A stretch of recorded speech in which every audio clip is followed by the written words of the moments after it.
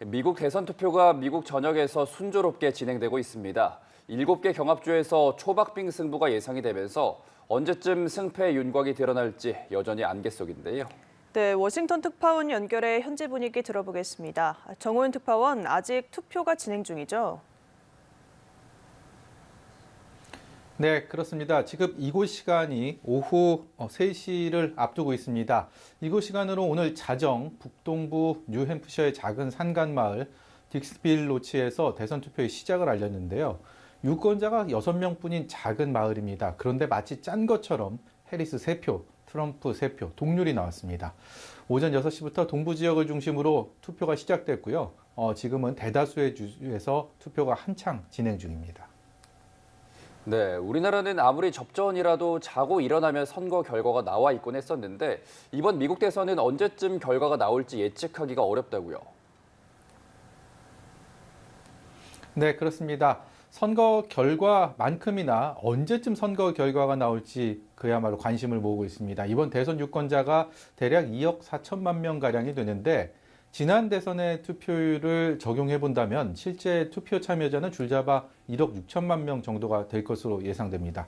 그런데 이 중 절반가량이 이미 우편이나 직접 투표 방식으로 사전 투표를 마친 것으로 조사가 됐습니다.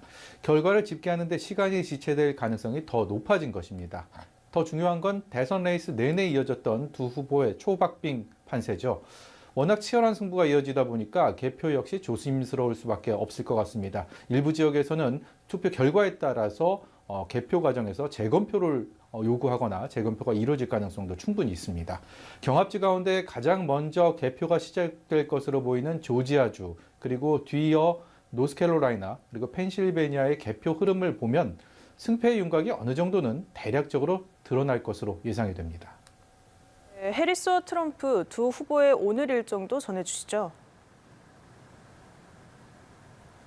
네, 해리스 부통령은 개표 결과를 워싱턴 DC에 있는 흑인 명문대죠. 그리고 해리스에겐 모교이기도 합니다. 하워드대에서 지켜보기로 했고요. 트럼프 전 대통령은 거주지인 플로리다주 웨스트 팜비치에 있는 컨벤션 센터에서 개표 결과를 기다릴 것으로 알려졌습니다. 어제 각각 두 후보 경합주 펜실베이니아와 미시간에서 선거 유세, 선거 레이스의 대미를 장식했는데요.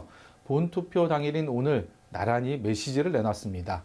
해리스 부통령은 라디오 방송 인터뷰를 통해서 본인의 메시지를 내놨는데요. 미국인은 분열에 지쳐 있다며 화합을 강조했습니다. 또 트럼프 전 대통령의 이름을 콕 집어 거론하지는 않았는데 선거운동 기간 내내 자신을 비하했던 상대 진영의 조롱, 이것을 가리켜서 소음이라고 일축하기도 했습니다. No, because here's the thing, in all seriousness, it's meant to distract me. I'm not going to get distracted by that noise. And it is. It's really demeaning for them as much as anything. 트럼프 전 대통령은 거주지인 플로리다에서 부인 멜라니아 여사와 투표를 했습니다. 근데 패배할 경우 선거에 불복할 여지를 남기기도 했습니다. 들어보시죠. On the assumption I win, I mean, I don't know if something else happens. I don't know what's going to happen in terms of declaring victory.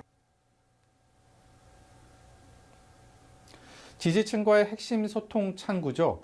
트럼프 전 대통령은 SNS를 통해서는 엄청난 승리를 거두고 미국을 다시 위대하게 만들겠다고 밝혔는데요.